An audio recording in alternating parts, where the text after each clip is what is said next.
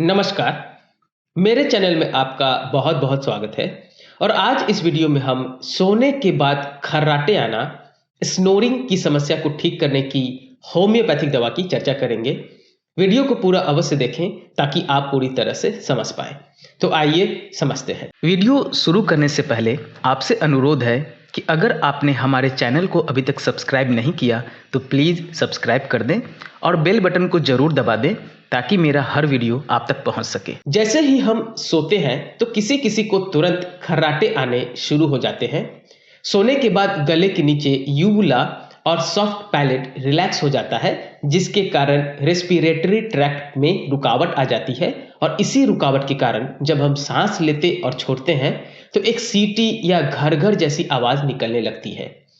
जब मुंह और नाक के अंदर से निकलने वाला रास्ता रुक जाता है या कम हो जाता है तब खर्राटे की स्थिति पैदा होने लग जाती है। हवा का बहाव कम होने के निम्न कारण हो सकते हैं। नाक के वायु मार्ग में रुकावट। कुछ लोगों को खर्राटे सर्दी के दिन में या साइनस में संक्रमण के दौरान ही होते हैं।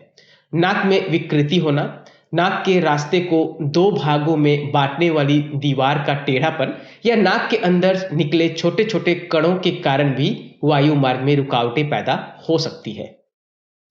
मांसपेशियों की कमजोरी। गले और जीभ की मांसपेशियां जब बहुत शांत और शिथिल हो जाएं, तो इनकी मांसपेशियां रास्ते में लटकने लग जाती है और रास्ता रुक जाता है। आमतौर पर यह गहरी नींद, अधिक शराब का सेवन या नींद की गोलियां लेने के कारण होता है।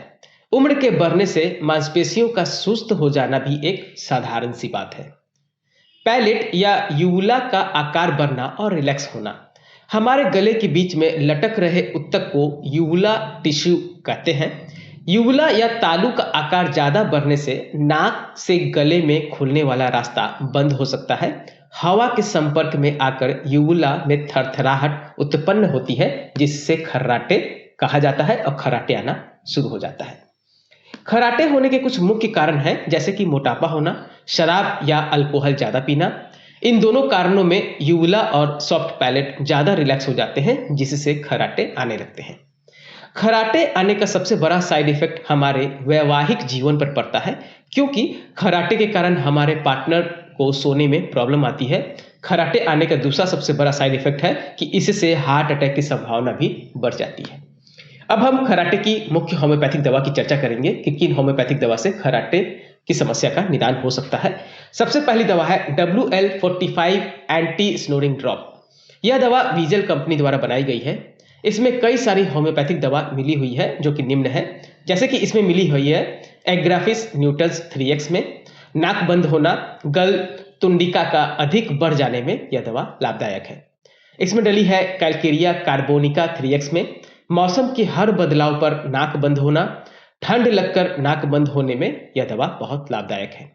इसमें डली है कार्ल्सबर्ग एक्वा 3x में। विभिन्न भागों में खुजली, ठंड जल्दी लग जाने में यह दवा लाभ पहुंचाती है। इसमें डली है चाइना 3x में। रुका हुआ जुकाम, नाक से खून सरलता से बहे, खास तौर पर उठने पर, जुकाम, छींकना, पानी सा स्राव, घोर सूखी छींक, नाक पर पसीना इत्यादि में चाइना लाभदायक है।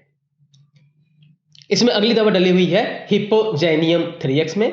आवाज के साथ सांस लेना, बलगम अधिक, दम घुटने जैसा एहसास होना, वृद्ध लोगों की वायु नलिका प्रदान में यह दवा बहुत लाभदायक है।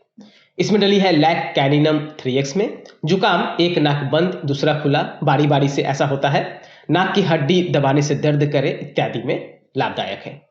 अंतिम दवा इसमें डली है साइलिसिया 3x में। नाक की हड्डियां उत्तेजित, तालुमूल प्रदाह, ग्रीवा ग्रंथि करी में यह दवा बहुत ज्यादा लाभदायक है। अब मैं दवा लेने की विधि को समझाता हूं। इस दवा की 15 बूंद आधे कप पानी में डालकर दिन में 3 बार पीना है। यह दवा 30 ml की 120 रुपए में किसी भी होम्योपैथिक स्टोर से आप प्राप्त कर सकते हैं। इसके नियमित सेवन से धीरे धीरे खर्राटे आने बंद हो जाते हैं।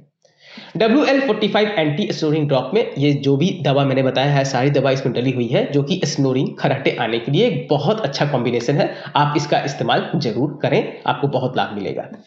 WL40 स्नोरिंग ड्रॉप के साथ आप लक्षणानुसार निम्नलिखित दवा का भी सेवन करें तो आपको और ज़्यादा अधिक लाभ मिलेगा। जैसे कि पहली दवा एस्ट्रामोनियम, यह खराटे की बहुत अच्छी मेडिसिन है। तो आप WL45 एंटी स्नोरिंग ड्रॉप के 15 मिनट बाद इस दवा की 2 बूंद जीभ पे टपका लें और ऐसा आप दिन में 2 बार अवश्य करें। दूसरी दवा चाइना 30, इसके लक्षण है कि जब हम बहुत गहरे नींद में होते हैं तब खर्राटे आते हैं और बहुत कमजोरी भी महसूस होती है। अगर ऐसा लक्षण मिले तो आप इस दवा की 2 बूंद दिन में 2 बार जीभ पर अवश्य टपकाएं। अगला लक्षण हायोसाइमस नाइगर 30 पोटेंसी।